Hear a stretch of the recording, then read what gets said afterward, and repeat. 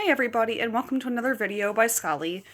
I was gonna wait till 2021 to make the next video, but I just got back from a trip, and I just really missed making videos for you guys, and I really enjoy making them as well. So I couldn't resist, so here I am making another one so soon. So if I seem to be talking a lot faster and being kind of revved up in this video, well, I am, and I'm trying my best to keep that in mind, so I'll try my best to kind of slow down, because, you know, it gets a little intense, so if I'm talking a little faster, that's why. It's normal for me sometimes, but just kind of bear with me here. Okay, so in today's video, I wanted to talk about seasonal depression. Not only because it's probably more common than people think it is, but we're in the time of the year now where, unfortunately, it's happening. You know, it means wintertime.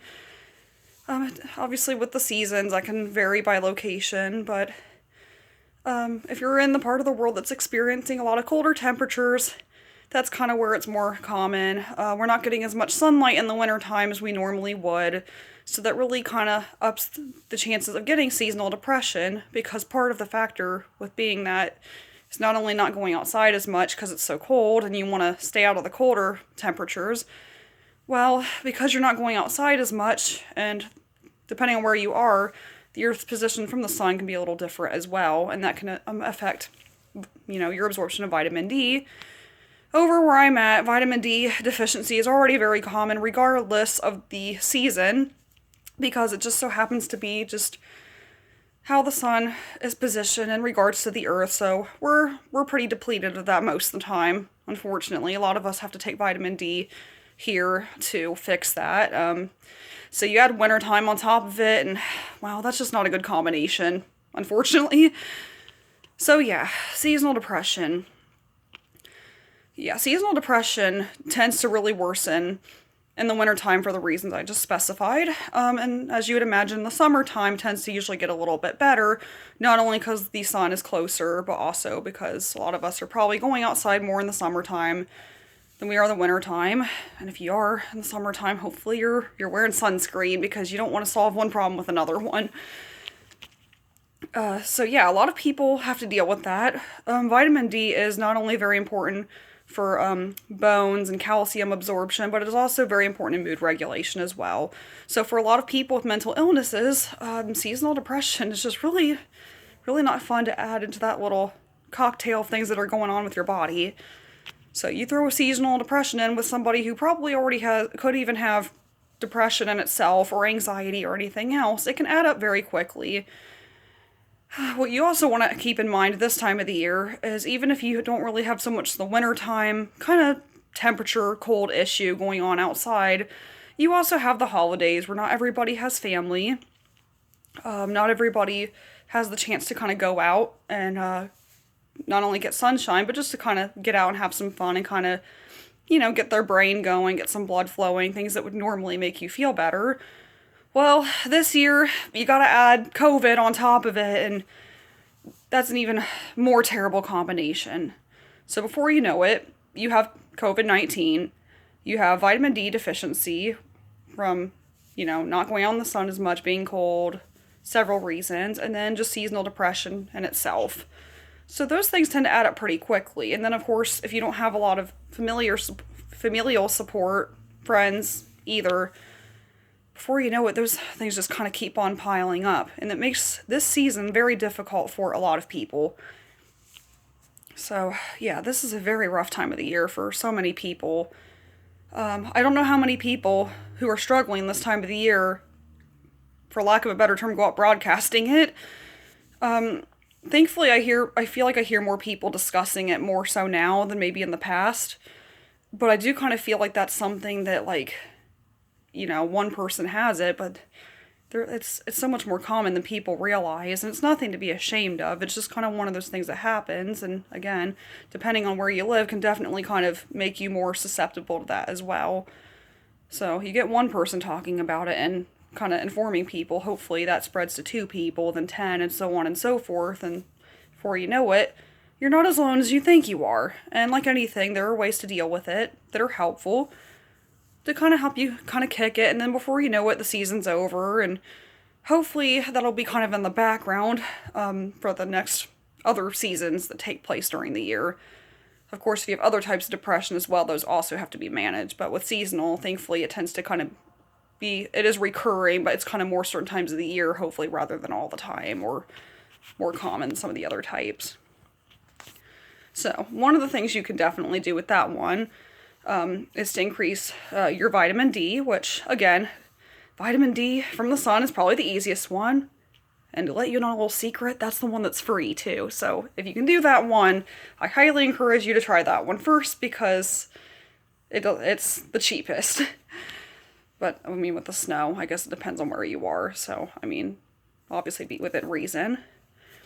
I've also heard that a lot of people who know that they struggle with that every year, they get these sun lamps that I guess you kind of plug them into your room and you kind of stick like your hands or something underneath it. And it's supposed to have ultraviolet light in it. And to be honest, I don't know a whole lot about it, but I know it has that kind of light emit from it. So if you have a certain amount of exposure to it, kind of over time or even on a regular basis, that can kind of help quickly increase your amounts of vitamin D in terms of like the whole sunlight aspect.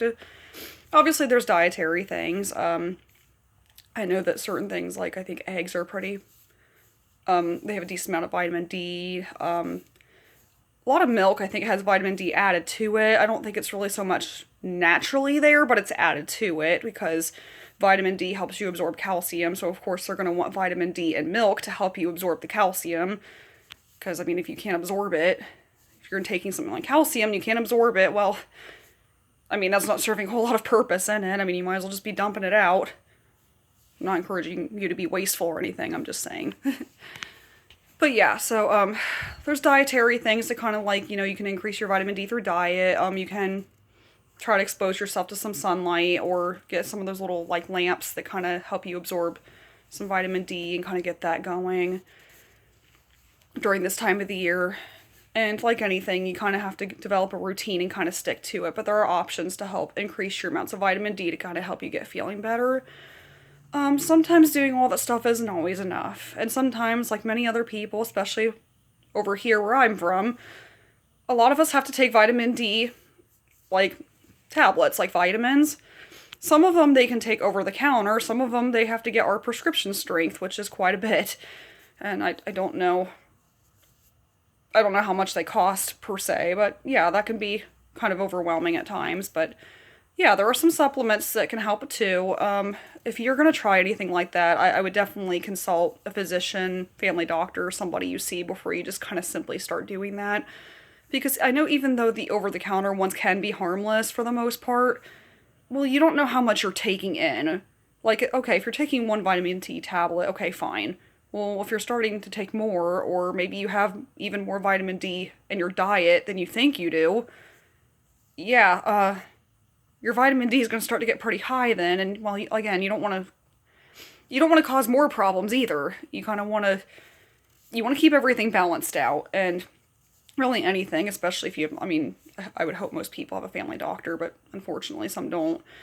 Anytime you're making even small modifications to your lifestyle and diet, even if it's just one new vitamin, you don't know what that can do to your body over time if you're not monitoring it, seeing a doctor, especially if you're somebody who, like, okay, if you're like me and you get blood work done every so often, then hopefully that would tell you pretty quickly if that vitamin is causing any issues or not.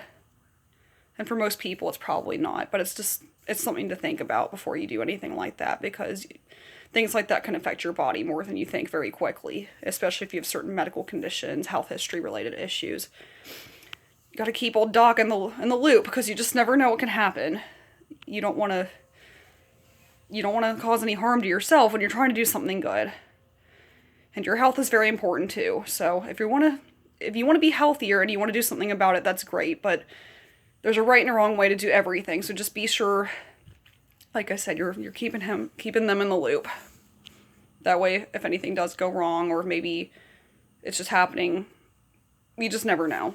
Anything happens, they're there to kind of keep that in check for you and communicate with you, and that's just doctor-patient relationship. You want to be honest with them and them to be honest with you, and you want to have an open relationship with your doctor about things like that in case anything goes wrong or you need to ask them any questions or anything.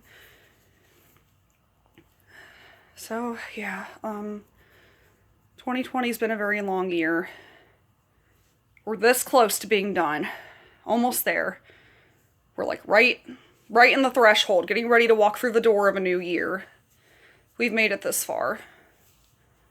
So if you've really been holding on by a thread this year, just keep on holding on a little bit longer. We're getting ready to start a new year. I have a pretty good feeling about this year. I can't tell the future or anything. But as this year comes to an end, I'm starting to feel better about it. Starting to feel pretty optimistic. Hoping that all of you are too. Because there's so many great things that we can expect next year, even if things seem a little odd right now. But yeah, so just keep on looking forward. Always look forward, never back.